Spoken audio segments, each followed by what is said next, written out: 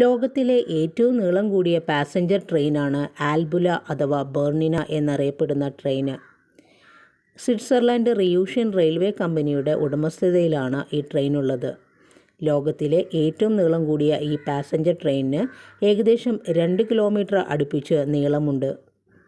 ഇന്ത്യയിലെ ഏറ്റവും നീളം കൂടിയ പാസഞ്ചർ ട്രെയിനാണ് വിവേക് എക്സ്പ്രസ്.